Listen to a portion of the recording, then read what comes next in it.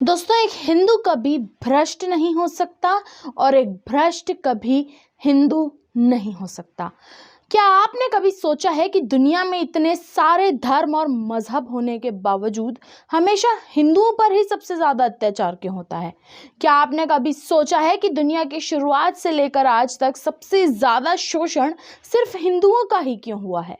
क्या आप जानते हैं कि विदेशी मुसलमानों ने जब हमारे देश पर हमला किया था तो उन्होंने हमारे देश की लाखों हिंदू औरतों और लड़कियों का बलात्कार किया था?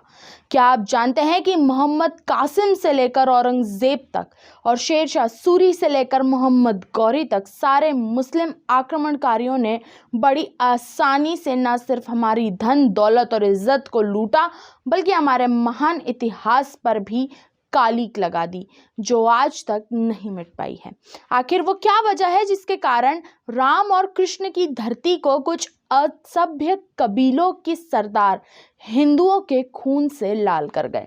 आखिर क्यों कश्मीर के लाखों पंडितों ने अपनी जान गंवाई और आज भी गंवा रहे हैं? आखिर क्यों केरल और बंगाल के हिंदुओं का सदियों से शोषण हो रहा है और आज भी हो रहा है?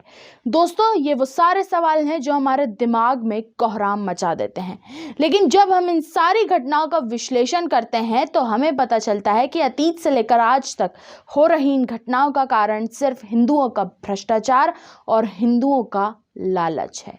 सच्चाई तो यह है कि हम हिंदू खुद हमारे पतन का कारण हैं। अब आप सोच रहे होंगे कि हम हिंदुओं पर हो रहे अत्याचार की जिम्मेदारी हिंदुओं के माथे ही क्यों मढ़ी जा रही है। तो आइए आज हम बिना किसी डर और बिना किसी दबाव के हिंदू समाज को खोखला करने वाली सारी बुराइयों का विस्तार से विश्लेषण करते हैं। नमस्कार दोस्तों, मैं समीक्षा कपूर और आप देख रहे हैं प्रलय टीवी। सब्सक्राइब कीजिए प्रलय टीवी चैनल को और बेल आइकन दबाएं लेटेस्ट न्यूज अपडेट के लिए। दोस्तों, हम जानते हैं कि हिंदू धर्म की महानताओं से हमारे वेद पुराण और ग्रंथ भरे पड़े हैं। इसके अलावा हमने सारे महान योद्धाओं की वीर गाथाएं भी सुनी हैं और पढ़ी हैं। लेकिन फिर भी शुरू से लेकर आज तक हिंदुओं के हिस्से में रक्त रंजित हिंसा और बेतहाशा अत्याचार ही आए हैं, जिसके पीछे का कारण सिर्फ हिंदुओं का लालच और हिंदुओं का भ्रष्टाचार है।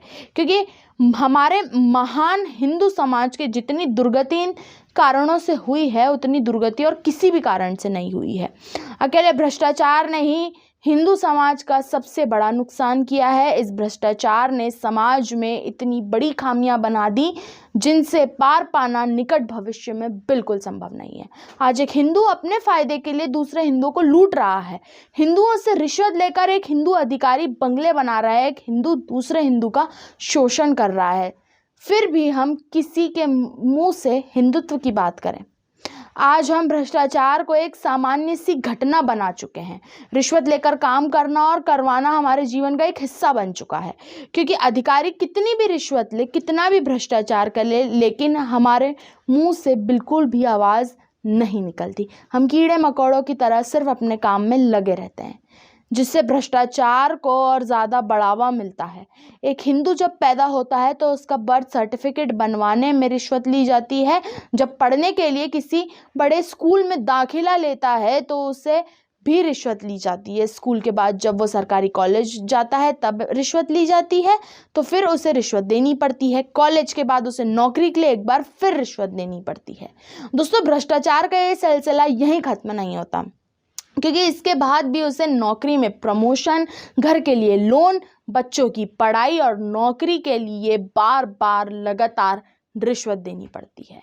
और हद तो ये हो जाती है कि जब वो मरता है तो उसकी संतान को जायदाद का नाम बदलवाने के लिए भी रिश्वत देनी पड़ती है। यानी भ्रष्टाचार का जो खेल एक हिंदू के पैदा होने से शुरू होता है, उसके मरने के बाद भी वो इसका पीछा नहीं छोड़ता।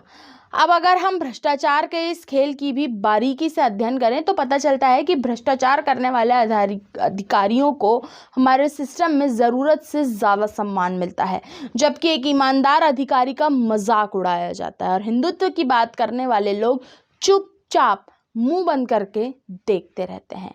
दोस्तों, इसीलिए एक हिंदू कभी भ्रष्ट नहीं हो सकता और एक भ्रष्ट कभी हिंदू नहीं हो सकता। हिंदुत्व के नाम पर नेता नगरी करने वाले लोग सिर्फ पूजा पाठ और भंडारे करा देते हैं। ये सोच लेते हैं कि इन सब कामों करने से हिंदुत्व मजबूत हो जाएगा, जबकि उन्हें भ्रष्टाचार करने वाले अधिकारियों और रिश्वत देने वाले हिंदू बिल्कुल भी दिखाई नहीं देते हैं। जबकि असलियत में तो इन्हीं लोगों के कारण हमारा हिंदुत्व कमज़ोर हो रहा है।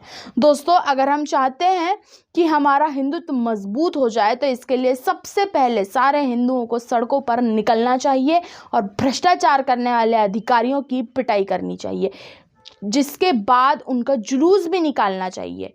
तभी हमारा हिंदुत्व मजबूत हो पाएगा। दरअसल हमारे हिंदुत्व की सबसे गंदी बात तो यह है कि लुच्चे लफंगे नेताओं को अपना भगवान मानकर उनकी पूजा करने लगते हैं और उन्हें हिंदू हृदय सम्राट बना लेते हैं, जिसकी आड़ में वो लोग जमकर भ्रष्टाचार करते हैं, जिसका सबसे ज़्यादा नुकसान हिंदुओं को ही भुगतना पड़ता है। दोस्तों, जिन लुच्चे लफंगे लोगों को हम हमारा नेता बनाते हैं वो लोग हिंदुत्व की बड़ी बड़ी बात करते हैं और खुद ही हिंदू धर्म को गड्ढे में गिराने का काम करते हैं। इन्हीं नेताओं की वजह से आज हमारा हिंदू धर्म पूरी तरह से खोखला हो चुका है, जिसके कारण हिंदू समाज को आज लव जिहाद, पत्थरबाजी जैसी हजारों षड्यंत्रों का सामना करना पड़ता है। इन्हीं नेताओं के कारण कांग्रेस जैसी कचरा पार्टियां हिंदुओं का जमकर शोषण कर रही हैं। इसलिए दोस्तों, हम बार बार कह रहे हैं कि एक हिंदू कभी भ्रष्ट नहीं हो सकता और एक भ्रष्ट कभी हिंदू नहीं हो सकता।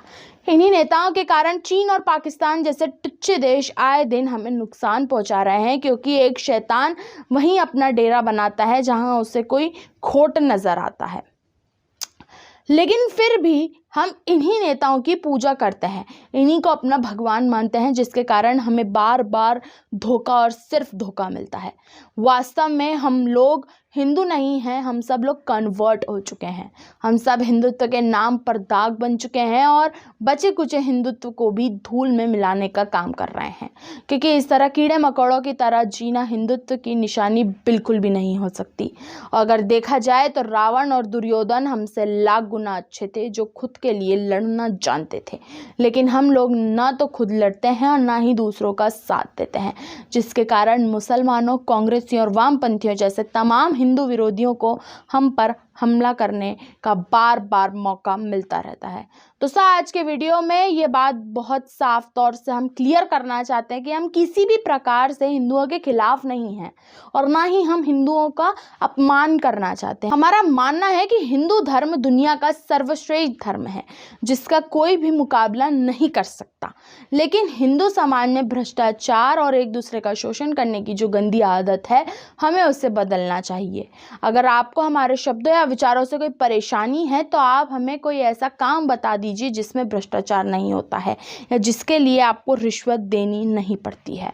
दोस्तों, हम चैलेंज के साथ कह सकते हैं कि आप हमें ऐसा एक भी काम नहीं बता पाएंगे, क्योंकि भ्रष्टाचार आज हम हिंदुओं की आदत बन चुका है और इसी के कारण दुनिया में लगातार पतन भी हो रहा है। और अगर आप इस पतन को रोकना चाहते हैं तो आइए, प्रलय टीवी ने भ्रष्टाचार के खिलाफ जो मुहिम छेड़ी है उसमें शामिल हो जाइए, ताकि हमारा धर्म और हमारा देश एक बार फिर अपनी महानता को प्राप्त कर सके। दोस्तों, हम वापस कहना चाहेंगे कि एक हिंदू कभी भ्रष्ट नहीं हो सकता और एक भ्रष्ट कभी हिंदू नहीं हो सकता। दोस्तों, आज के लिए सिर्फ इतना ही। आप देखते रहिए प्रलय टीवी।